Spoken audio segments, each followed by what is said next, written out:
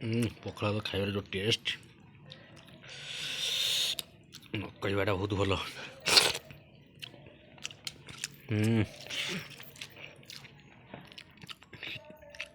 ଶୀତ ଦିନେ ଖରାରେ ବସିକି ଟିକେ ଛାତ ଉପରେ ପଖାଳ ଭାତ ଖାଇବ ବଢ଼ିଆ ମଜା ଲାଗେ।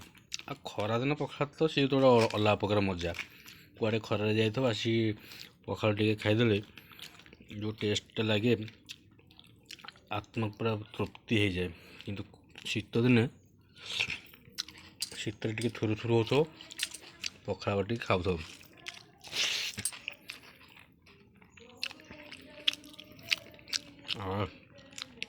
ଆଜ୍ଞା କେଉଁ 5 ଷ୍ଟାର୍ ହୋଟେଲଠୁ ବି ଇଏ କମ୍ ନୁହେଁ।